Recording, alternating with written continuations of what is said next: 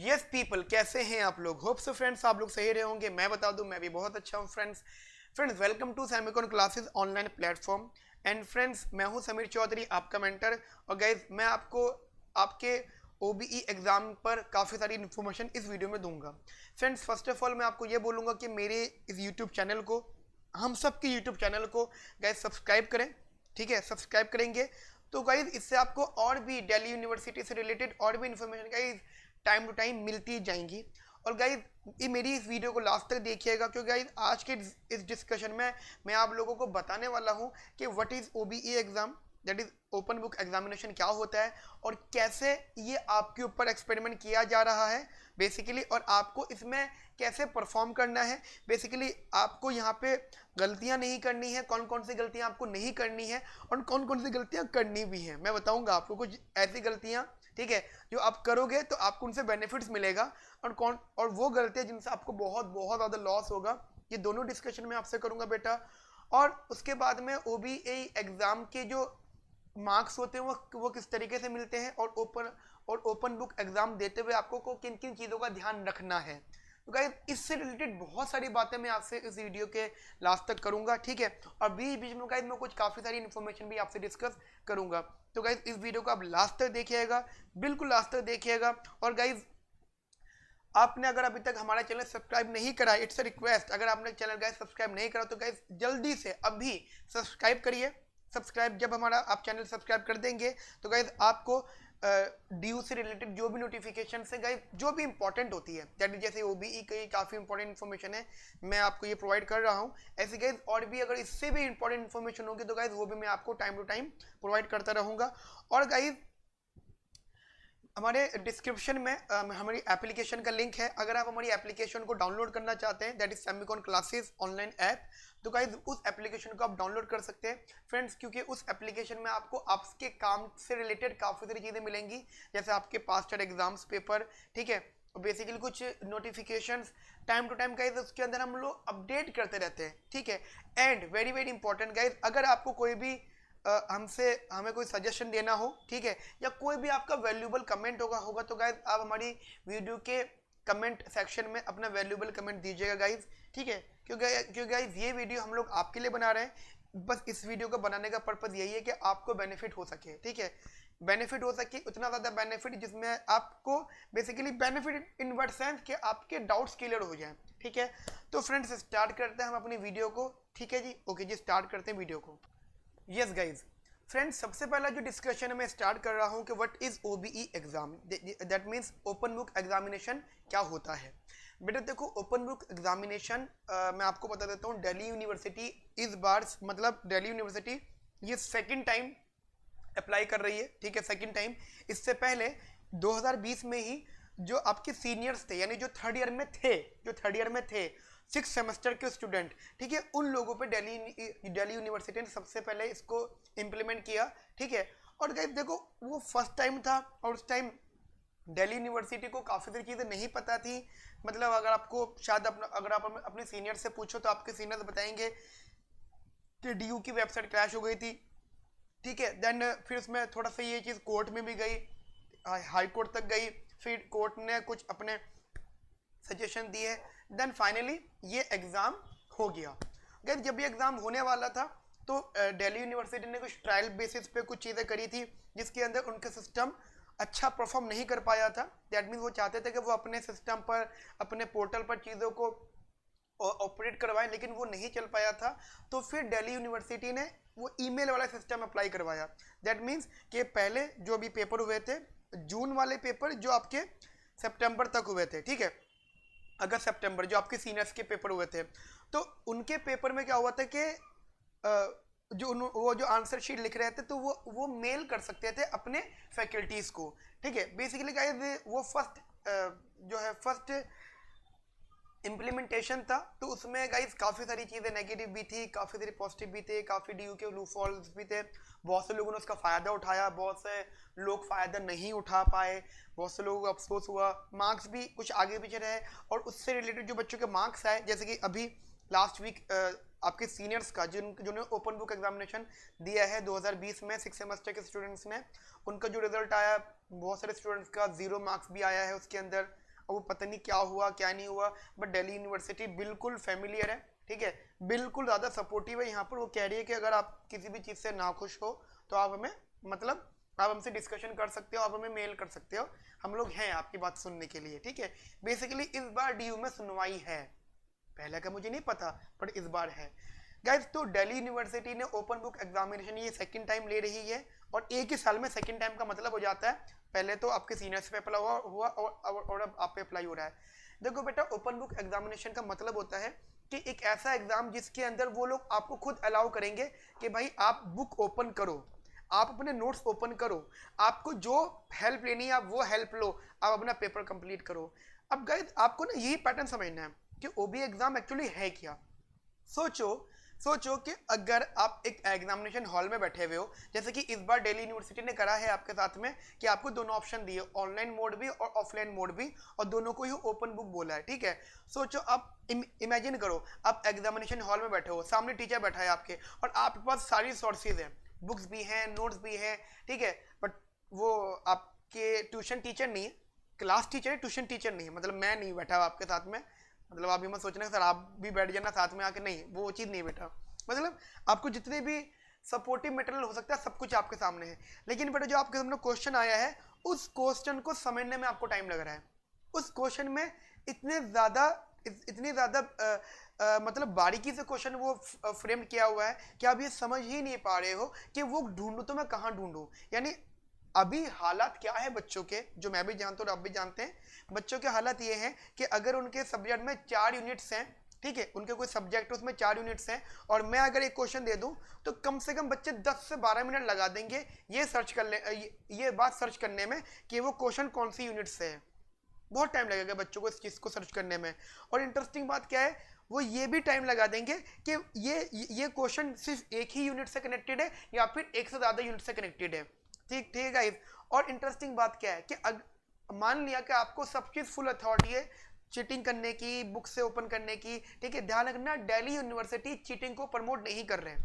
Delhi university वाले guys cheating को promote नहीं कर रहे हैं। बेसिकली दिल्ली यूनिवर्सिटी वाले एक्चुअल में आपका एग्जाम ले रहा है, this is the actual exam guys, ये एक्चुअल एग्जाम होता है गाइस। देखो पेपर हुआ, पेपर आया, क्वेश्चन सामने, तो अब ये मैटर करता है कि आप क्वेश्चन को पढ़ के क्या सोच रहे हो। दिल्ली यूनिवर्सिटी ये चाहता है कि आप क्वेश्चन को पढ़ो और समझो उस वो है क्या क्वेश्चन, और गाइज उससे समझ पाओ कि अगर उसको आप अपनी लैंग्वेज में लिख पाए तो क्या लिख पाओगे अपनी लैंग्वेज में, ठीक है। तो गाइज जैसे जैसे आपने सुना होगा यूपीएससी का एग्जाम होता है, इंडियन एडमिनिस्ट्रेशन सर्विसेज, IAS का एग्जाम होता है यूपीएससी, ठीक है। तो उस एग्जाम में क्या होता है बेटा, वो एग्जाम भी एक तरह से ओपन बुक ही की तरह ही होता है। ओपन बुक का मतलब ये नहीं कि उनके सामने सारी रिसोर्सेज होते हैं। यूपीएससी के एग्जाम में अगर सारी रिसोर्स रख भी दो ना सामने, सारी बुक्स रख दो, इंटरनेट दे दो, नोट्स दे दो, तब भी बच्चा अपने आप से लिखा हुआ आंसर ज़्यादा अच्छा लिख पाएगा एज कंपेयर जो है वो जो नोट्स से कॉपी करेगा। मैं खुद बता रहा हूँ आपको।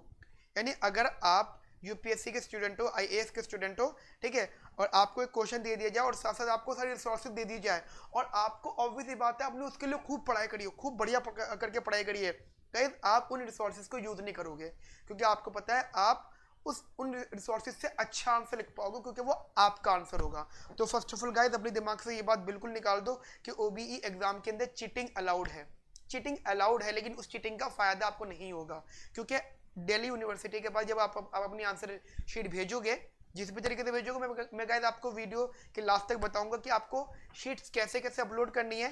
लेकिन गाइस ध्यान रखना, आपका जो आंसर शीट होगा वो 1 मिनट में आइडेंटिफाई हो जाएगा कि आपने एग्जैक्ट बुकिश लैंग्वेज लिखी है। ध्यान रखना, एग्जैक्ट बुकिश लैंग्वेज लिखना बुरी बात नहीं है, अब लिख सकते हो। DU आपको फुल अलाउ कर रहा है। DU कह रहा है कि आप चाहो तो पूरी बुक छाप दो, ठीक है, आपको कोई नहीं रोकने वाला, लेकिन ध्यान रखना मार्क्स अच्छे नहीं आएंगे फिर आपके, सिर्फ वही पासिंग मार्क्स तो नहीं लाना चाहते हो यार, इसलिए आपने इतनी मेहनत करी है। नहीं ना, पासिंग मार्क्स तो नहीं लाना चाहते, आप अच्छे मार्क्स लाना चाहते हो, तो दिल्ली यूनिवर्सिटी को पता लग जाएगा कि कौन सा आंसर बच्चे ने खुद लिखा है, ठीक है। बहुत सारी गलतियां ऐसी होती है जो पता होता है कि बच्चा खुद करता है। तो बेटा ध्यान से समझना इन सब चीज़ों को। OBE एग्जाम में आपको चीटिंग नहीं करनी, आपको अपने दिमाग से आंसर को लिखना है, ठीक है फ्रेंड्स। तो इस वीडियो के अंदर इससे अब तक के कंसेप्ट में मैंने आपको बताया था कि ओपन बुक एग्जामिनेशन क्या है और उसको अटेम्प्ट कैसे करना है। ठीक है बेटा, नाउ मैं आगे जो डिस्कशन कर रहा हूँ, अब जो मेरी वीडियो मैं जो डिस्कशन कर रहा हूँ अपनी वीडियो में, अब मैं बता रहा हूँ आपको गाइस, आपको ओबीई एग्जाम यानी ओपन बुक एग्जामिनेशन देते हुए किन चीज़ों का ध्यान रखना है और किन चीज़ों का ध्यान नहीं रखना। ठीक है, बेसिकली जिनका ध्यान नहीं रखना वो तो चलो बात ही अलग हो गई, बट जिनका ध्यान रखना है वो बात समझ लिएगा। देखो बेटा, ऐसा है कि आप जब पेपर दे रहे हो तो आपको बेसिकली सबसे पहले अपने ट्रायल बेसिस पर, जो भी दिल्ली यूनिवर्सिटी आपको ट्रायल बेसिस पर पोर्टल पे प्रैक्टिस करवाएंगे, हो सकता है मॉक टेस्ट भी ले। जैसे आपसे जो सीनियर थे, ठीक है, जो थर्ड ईयर का पेपर 6 सेमेस्टर का हुआ था, उनका मॉक टेस्ट भी हुए थे ट्रायल बेसिस के नाम पर। ठीक है, और उसमें काफ़ी सारे लूफॉल्स पता लगे थे दिल्ली यूनिवर्सिटी खुद को ही, तभी उन्होंने जो है मेल आईडी वाला कंसेप्ट इंट्रोड्यूस किया था कि आप अपने आंसर शीट मेल भी कर सकते हैं। ठीक है फ्रेंड्स, तो देखिए समझिएगा, मैं आपसे ये कह रहा हूँ कि आप अगर दिल्ली यूनिवर्सिटी मॉक टेस्ट का ट्रायल लेती है तो गाइस आप प्लीज़ उसमें इन्वॉल्व होना, अगर होता है तो। ठीक है, और ऑनलाइन और ऑफलाइन मेरा सजेशन तो ये, देखो गाइस मैं अपना से सजेशन दे सकता हूँ, डिसीजन लेना आपका काम है। मेरा सजेशन तो ये रहेगा कि जिन जिन बच्चों ने, मतलब मैं बिल्कुल सजेस्ट कर रहा हूँ, जिन जिन बच्चों ने ऑफलाइन मोड चूज़ किया है मेरे हिसाब से वो बेटर ऑफ पर है। ठीक है, जिन लोगों ने ऑनलाइन मोड इस्तेमाल करा है, ऑनलाइन मोड लिया है, उनके लिए मैं ध्यान रखने की चीज़ बता देता हूँ कि आप उनको क्या ध्यान रखना है। देखिए बेटा, ऑफलाइन एग्जाम जो देने जा रहे होंगे तो उनको तो पता ही होगा कि भाई क्या चीज़ें ध्यान रखनी है। ठीक है, क्या जी सामने टीचर है लेकिन फिर भी एक डर मन में रहेगा। तो बेटा दोनों ही बच्चों के लिए बता रहा हूँ, बेटा ध्यान रखना, नकल के लिए अकल की ज़रूरत है। नकल का मतलब बिल्कुल नहीं होता कि आपके सामने फिजिकली आंसर से और आप उसको कॉपी कर रहे हो। मैं आपको छोटा सा एक एग्जाम्पल देता हूँ। एक्चुअली हमारे स्कूल में टीचर थे, ठीक है, वो एक बात बताते थे हमें बार बार कि एक बार हमारे स्कूल में एग्जाम आने वाले थे, होने वाले थे। एक दिन वो आए, ऐसे नॉर्मली कोई लेक्चर लग जाता था, पीरियड लग जाता था, तो वो आए और ऐसे बैठ गए, क्योंकि एग्जाम टाइमिंग में सिलेबस तो पूरा हो जाता है। स्कूल की बात कर रहा हूँ मैं, स्कूल लेवल की, ठीक है, कॉलेज लेवल की बात नहीं कर रहा मैं, स्कूल लेवल की बात कर रहा हूँ। तो सिलेबस तो हो जाता था हमारा जल्दी, है ना, आपको पता होगा 10-12 में तो समर वेकेशन में हम आधे ज़्यादा सिलेबस कंप्लीट कर दिया करते थे। तो फिर आखिरी टाइमिंग में बच्चे भी कमाते हैं स्कूल में, फिर ऐसे ही आ जाते हैं। तो वो बेसिकली स्कूल के ऐसे टीचर थे जिनसे बच्चे इंस्पायर्ड थे, वो बहुत बहुत मोटिवेट करते थे। तो एक दिन आया, वो ऐसे बोलने लगे, हाँ जी बेटा आपका एग्जाम है। हमने कहा जी हाँ जी सर हमारा एग्जाम है। कहते तो भाई चीटिंग की फुल तैयारी है। हमने कहा सर चीटिंग की फुल तैयारी मतलब? कहते भाई चीटिंग करने के लिए तैयार हो ना फुल्ली। हम सर ऐसा थोड़ी नहीं चीटिंग करेंगे, तो इतना आसान थोड़ी है, बोर्ड है। कह रहा बेटा बोर्ड है तो क्या चीटिंग तो करोगे ही। हमने कहा कैसे चीटिंग? कहते एक बात बताओ। हमने कहा जी सर। कहता पेपर आपका कल है? हाँ जी। एक रात तक पढ़ रहे हो? हमने कहा हाँ जी सर पढ़ेंगे हम तो। क्या एक रात तक? क्या हम जब तक पेपर होने की घंटी नहीं बजेगी, जब तक हम स्कूल के या अपने सेंटर के अंदर एंटर करेंगे तब तक कॉपी हाथ में होगी? कहते बिल्कुल। कह रहे बात बताओ, आप लगातार 2 दिन से एक कंसेप्ट पढ़ रहे हो, ठीक है, और जैसे मैं पेपर होने वाला था तब भी वो कंसेप्ट आपके सामने था, आपने उस कंसेप्ट को अपनी आंखों में बसा लिया, अपने दिमाग पे छाप लिया, ठीक है, और जैसे पेपर स्टार्ट हुआ वही क्वेश्चन आपको दिखा या फिर उस तरीके से क्वेश्चन आपको दिखे, आपने सबसे पहले उन क्वेश्चन को लिखना स्टार्ट कर दिया जो आपके दिमाग पे छपे हुए थे, जो आपकी आंखों के सामने छपे हुए थे। हमने कहा हाँ सर ऐसा तो हम बिल्कुल करते हैं। तो कहते हैं चीटिंग नहीं है ये। हमने सर ऐसे कहते चीटिंग हो गई। कहते हैं बेटा हर वो एग्जाम चीटिंग है जिस क्वेश्चन के बारे में आप पहले से जानते हो। हर वो पेपर चीटिंग है, हर वो एग्जाम चीटिंग है जिस क्वेश्चन के बारे में, जिस टॉपिक के बारे में आपने पहले से सुना हुआ हो। एक्चुअल एग्जाम वो होता है जो ऑन द स्पॉट आपको समझना है जी लिखना क्या है। मैं ये नहीं कह रहा हूँ कि आप बेटा पढ़ना छोड़ दो, अब बेटा पढ़ाई करो, अब बहुत अच्छे से पढ़ो, बहुत बढ़िया से पढ़ो, लेकिन एग्जाम में जो क्वेश्चन आएगा ना बेटा वो क्वेश्चन आपका होना चाहिए, आपका आंसर होना चाहिए उसके अंदर। आप उसके अंदर अपनी एक्सप्लेनेशन लिखो। टॉपिक्स आपने पहले से पढ़े हुए हो, लेकिन उन टॉपिक्स को कैसे फॉर्मुलाइज करना है, कैसे फ्रेम करना है, कैसे आपकी हेडेक है, ठीक है। चीटिंग करनी नहीं करनी वो आपकी गाइस पर्सनल ओपिनियन रहेगा, और मेरा सजेशन ये है कि नकल के लिए अकल की जरूरत, अकल जरूर यूज करना। नकल तो करोगे लेकिन अकल का बहुत बहुत ज्यादा जरूर यूज करना, क्योंकि गाइस दिल्ली यूनिवर्सिटी बहुत बड़ी यूनिवर्सिटी है, ठीक है। अगर आप उन्हें पता है दिल्ली यूनिवर्सिटी को उनके लूफॉल्स कहाँ कहाँ पर हैं, कहाँ कहाँ पर उनको लूफॉल्स हैं, ठीक है। देखो लूफॉल्स भी गाइस 2 तरह के होते हैं, लीगल और इलीगल। तो ध्यान रखना, अगर आप लू फॉल्स का फायदा भी उठा रहे हो तो थोड़ा सा लीगली उठा लेना, अगर उठाना भी चाहते हो। अदरवाइज गाइस दिल्ली यूनिवर्सिटी को अपने सारे लू फॉल्स पता है और बस उन सारे लू फॉल्स पर वर्क कर चुकी है ऑलरेडी। तो अगर आपने दिल्ली यूनिवर्सिटी के किसी भी लूफॉल का एडवांटेज उठाया, फायदा उठाया, तो गाइस ध्यान रखना दिल्ली यूनिवर्सिटी आपको एकदम से पकड़ लेगी और गाइस फिर आपके मार्क्स वगैरह हिल जाएंगे। आपके सीनियर के साथ भी ऐसे ही कुछ हुआ है, बहुत सारे स्टूडेंट के मार्क्स जीरो आए हुए हैं, काफ़ी सारे स्टूडेंट्स के मार्क्स जीरो आए हुए हैं, ठीक है। और वो सोच रहे हैं हमारे मार्क्स कम क्यों जीरो हैं। तो एक्चुअली हुआ यही है कि दिल्ली यूनिवर्सिटी अपने अपना टेस्टिंग प्रोसीजर अप्लाई करा, ठीक है, टेस्टिंग प्रोसीजर अप्लाई करा। उस टेस्टिंग प्रोसीजर में जो बेचारा बच्चा फंसा उसके मार्क्स जीरो कर दिएगी। उन्होंने ये नहीं सोचा कि कम करें, थोड़े से मार्क्स कम कर दें या कुछ भी नेगेटिव मार्किंग बढ़ा दें, नहीं, बिल्कुल क्रॉस कर दिए मार्क्स उनके। ध्यान रखना ये आपके सीनियर के साथ बेटा हो चुका है, तो प्लीज आप ये गलती बिल्कुल मत करना, ठीक है बेटा। तो बेटा ये मेरी सेकंड इन्फॉर्मेशन थी कि ओबीई एग्जाम में क्या चीजें ध्यान देनी है, ठीक है बेटा। तो चीटिंग बिल्कुल मत करना, अपना आंसर लिखना। थर्ड इन्फॉर्मेशन गाइस, जो मैं इसमें आपको थर्ड इन्फॉर्मेशन दे रहा हूँ, ठीक है। तो बेटा थर्ड हमारी इन्फॉर्मेशन है जो मेरी साइड से आपके लिए बेटा, वो है कि जिस दिन आपका ओबीई एग्जाम है, जिस दिन आपका ओबीई एग्जाम है, उस दिन आपको कैसे बेसिकली किन किन चीज़ों का उस दिन ध्यान देना है, अपार्ट फ्रॉम योर एजुकेशन, मतलब आपकी स्टडी, आपकी पढ़ाई से हटके बात कर रहा हूँ। मतलब एक होता है ना आपको ध्यान देनी चीज़ है, वो देखो बेटा, एक तो सबसे पहले ध्यान रखना एक चीज़ कि आपके पास आपकी A4 शीट्स में ऑनलाइन वालों की ही बात कर रहा हूँ। ऑफलाइन वालों का तो चलो एक प्रोसीजर रहेगा, उनको तो शीट्स वगैरह उनके लिए कि उनको शीट्स वो पता नहीं शायद उनको शीट लेकर जानी है तो या फिर वो वहीं से मिलेंगी, वो एक बार उनके इंस्ट्रक्शन पड़ेगा बेटा। आप लोग बेसिकली मैं ऑनलाइन वालों की बात कर रहा हूँ, जिनको अपलोड करना उनके लिए बहुत आफत है, मैं उनके लिए बता रहा हूँ बेसिकली। तो बेटा है क्या कि जिन लोगों का ऑनलाइन पेपर है बेटा, उन लोगों को एग्जाम से पहले अपनी A4 शीट्स को रेडी रखना है, ठीक है बेटा। A4 शीट्स को रेडी रखना है और A4 शीट्स के ऊपर अपना नाम, रोल नंबर, ठीक है। जितने भी आप शीट्स को इस्तेमाल कर रहे हो, जितने भी शीट्स आप इस्तेमाल कर रहे हो, उन सब शीट्स पर नाम, ठीक है, रोल नंबर और आपकी जो भी इंपॉर्टेंट इन्फॉर्मेशन है, जैसे सब्जेक्ट कोड, सब्जेक्ट कोर्स, जो भी है दिल्ली यूनिवर्सिटी, जो भी आप इन्फॉर्मेशन लिख सकते हो बेटा, वो लिखना जो DU ने बोली है आपको, ठीक है। दिल्ली यूनिवर्सिटी ने जो आपको बोली है वो सब बेटा इन्फॉर्मेशन लिखना। और बेटा आपको इस चीज़ का और ध्यान रखना है कि जो भी आप आंसर्स लिखोगे, देखो अगर आपके पेपर में 5 क्वेश्चन हैं, ठीक है, या 7 क्वेश्चन, जितने भी क्वेश्चन है XYZ क्वेश्चन हैं, तो देखिएगा हर क्वेश्चन के लिए आपको शीट्स रखनी है। जैसे एग्जाम्पल क्वेश्चन नंबर 1 में आपकी 5 शीट लगी हैं, ठीक है, तो ध्यान रखना वो 5 शीट क्वेश्चन नंबर 1 पे अप्लाई हो गई। फिर जो अगला क्वेश्चन स्टार्ट होगा, अगला क्वेश्चन बेटा वो अगली शीट पे लिखना है, अगला क्वेश्चन वो अगली शीट पे, यानी हर क्वेश्चन एक न्यू शीट से लिखना है, भले ही पुरानी वाली शीट का कुछ थोड़ा सा पार्ट रह गया हो। ध्यान रखना यहाँ पे कंजूसी बिल्कुल मत करना, कोई कंजूसी नहीं करनी है आपको बेटा, आपको हर क्वेश्चन एक न्यू शीट पे लिखना है, ये बात ध्यान रखना।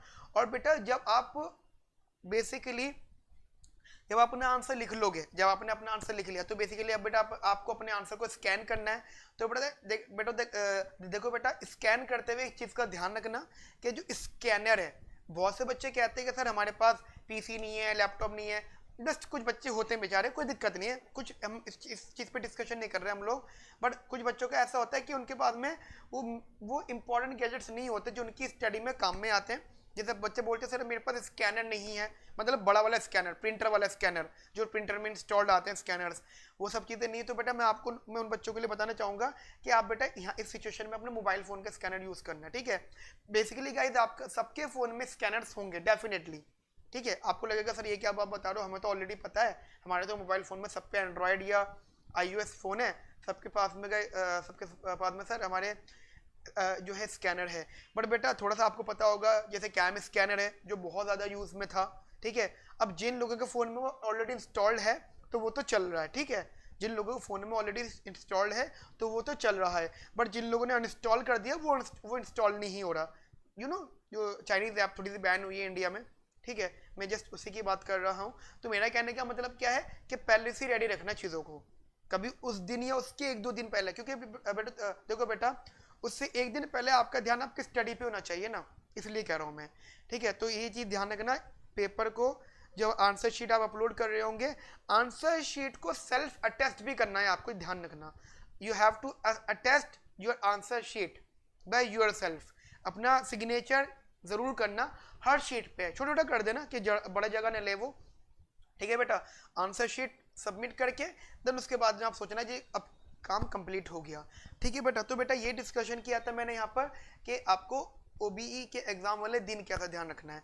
बेटा देखो बेटा, मैंने अपनी वीडियो के अंदर ओबीई से रिलेटेड कुछ इंटरेस्टिंग बातें डिस्कस करी थी जो आपके लिए काफ़ी ज़्यादा हेल्पफुल हो सकती है। ठीक है गाइज, हो सकता है कि मैंने इस वीडियो के अंदर कुछ ज़्यादा ही बातें डिस्कस कर ली हूँ। अब टू द पॉइंट आपको चाहिए था कि जी सर जी दो बातों बात खत्म कर दो, अपनी वीडियो थोड़ी सी बड़ी कर दी। बेटा देखो बहुत सारी चीज़ें इंपॉर्टेंट रहती हैं, काफ़ी सारी चीज़ें इंपॉर्टेंट रहती है, इसलिए मैंने आपको सब चीज़ें बताई। गाइज अभी मैं इस ओबीई एग्जाम के ऊपर और बहुत सारी वीडियोस बनाऊंगा, बहुत सारी वीडियोस बनाऊंगा। जैसे एग्जांपल जो जो हम अपनी एप्लीकेशन पे जो कोर्स प्रोवाइड करते हैं दैट इज इकोनॉमिक्स ऑनर्स, ठीक है, तो उससे रिलेटेड गाइड में काफ़ी सारी वीडियोस बनाऊंगा इकोनॉमिक्स ऑनर्स से रिलेटेड, काफ़ी सारी हेल्पफुल वीडियोस मैं वो अपलोड करूंगा आप लोगों के लिए, जो कि ओपन बुक एग्जाम पर बेस्ड होंगी। और फ्रेंड्स कुछ वीडियोस होंगी जो एक वीडियो में बनाऊंगा जर्नल, जिसमें आपको बताऊंगा कि how to study for your open book exam. ठीक है बेटा, आपको अपने ओपन बुक एग्जाम के लिए कैसे पढ़ना चाहिए उसके लिए भी मैं बेटा आपको बताऊंगा, क्योंकि आपको चीटिंग तो करनी नहीं है, आपको तो अपनी मेहनत से करना है। तो मेहनत से पेपर करने के लिए आपको थोड़ी मेहनत भी तो करनी पड़ेगी ना, तो गाइज उस पर एक वीडियो होगी। तो फ्रेंड्स तो इस वीडियो को गाइज होप्स आपने एंजॉय करा होगा, अपनी वीडियो को समझा होगा। ठीक है, एंड जिन लोगों ने स्टार्टिंग की सारी बात कट करके सीधे डायरेक्टली आखिर पे आ गए, बहुत से स्टूडेंट्स ऐसे होते हैं, प्लीज़ आप गाइज पूरी वीडियो को आखिर से लास्ट तक देखिएगा। ठीक है बेटा, काफ़ी हेल्पफुल वीडियो थी ये आप लोगों के लिए। और guys very very important, channel को सब्सक्राइब करिए, लाइक करिएगा कुछ अच्छा लगा हो तो, और गाइज अपने वैल्यूबल कमेंट दीजिएगा, और गाइज बेल आइकन को जरूर दबाइएगा, क्योंकि गाइज मैं ओबी से रिलेटेड आपको और भी इंफॉर्मेशन देने वाला हूँ जो आपके एग्जाम के लिए बहुत बहुत ज़्यादा इंपॉर्टेंट होने वाली है। ठीक है guys, okay friends, have a nice day, thank you, bye bye, take care.